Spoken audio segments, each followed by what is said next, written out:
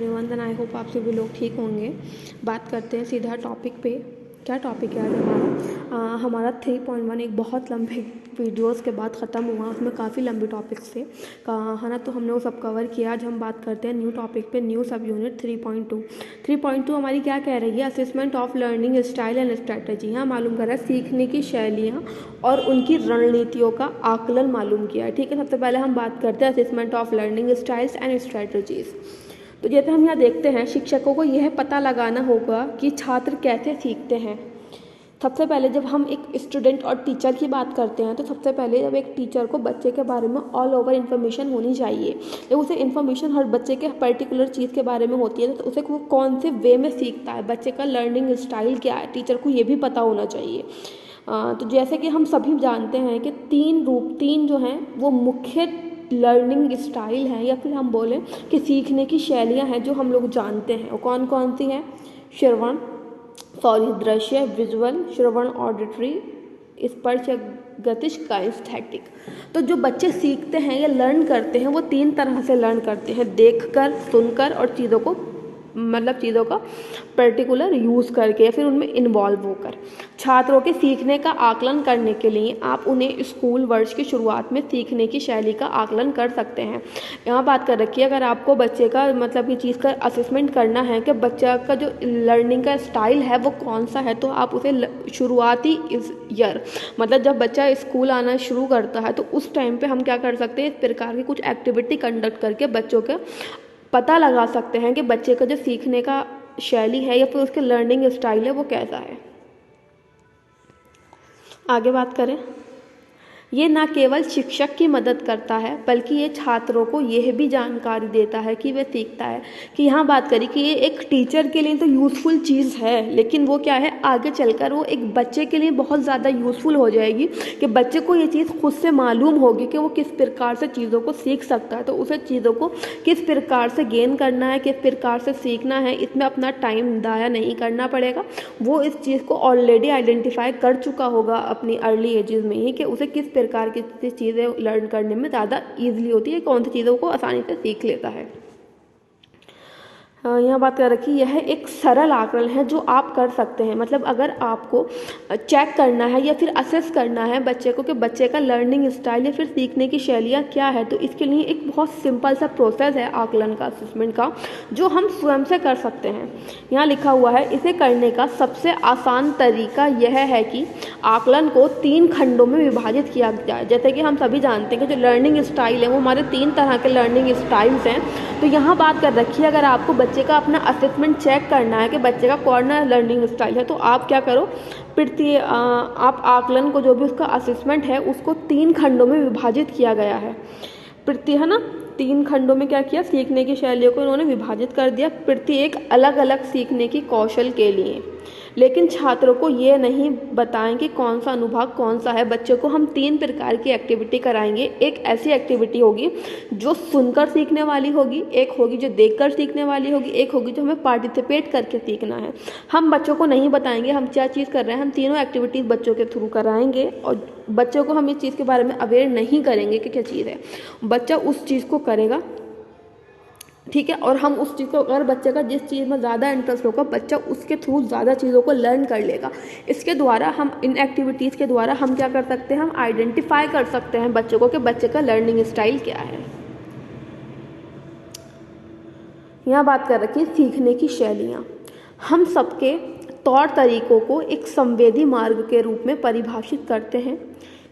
छात्र सीखते हैं, जिसमें छात्र सीखते हैं वे अपने तौर तरीके या सीखने की शैलियों के माध्यम से जानकारी लेते हैं। हर किसी का अपना सीखने का जो वे है या फिर स्टाइल है वो डिफरेंट होता है।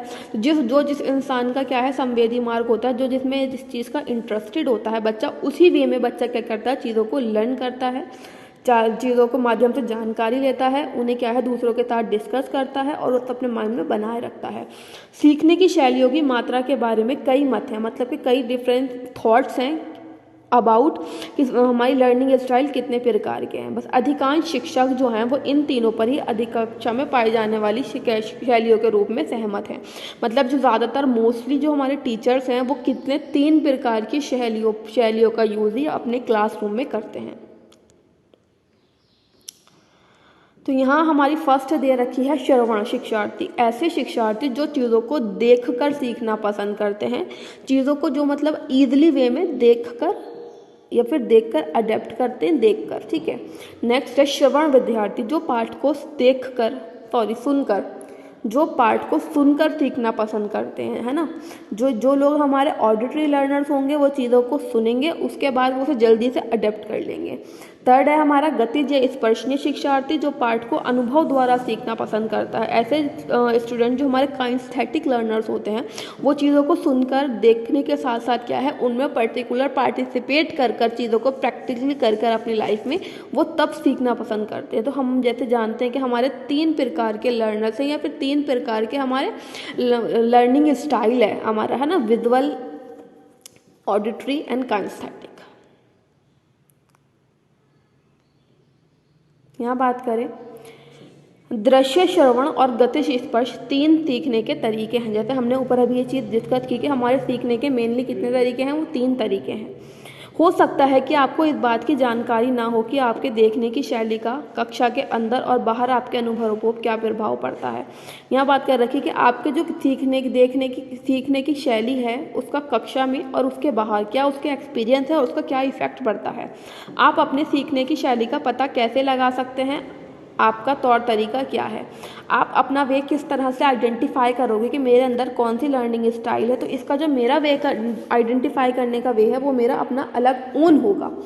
एक शिक्षक के रूप में अपनी शक्तियों को उपयोग करने से आपके छात्रों में सीखने की शैलियों को समायोजित करने में मदद मिल सकती है। आप अपने सीखने का, स्वयं के सीखने और तौर तरीके को निर्धारित कैसे कर सकते हैं। यहाँ बात कर रखी एक शिक्षक जब बच्चों की शक्तियों को उभारेगा, कि बच्चों की मतलब वो शक्तियों को आइडेंटिफाई करेगा, जो बच्चे का लर्निंग स्टाइल है वो किस तरह से, तो बच्चे में क्या है, एडजस्ट, बच्चे को समायोजित करने में क्या करेगा, टीचर हेल्प करेगा और अपने ही स्वयं से क्या करेगा, वो बच्चे को तौर तरीकों को निर्धारित करेगा कि उसे चीज़ों को किस तरह से सीखना है।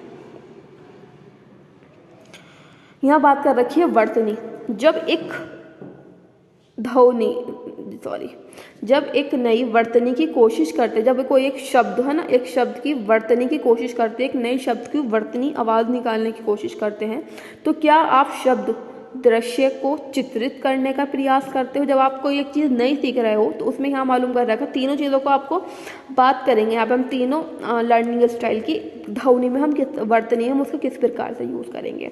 तो यहाँ बात कर रखी है, अगर आप किसी शब्द को, नए शब्द की वर्तनी को कोशिश करते हैं, क्या आप शब्द को चित्रित करने का प्रयास करते हैं, उस शब्द को आप लिखने का प्रयास कर रहे हो, अक्षरों ध्वनियों को आप सुनने पर भरोसा करते हैं या फिर उस कौशलों का उपयोग करते हैं, जो भी है उस चीज़ को ऑटोमेटिकली उसका पार्टिसिपेट करोगे उसमें।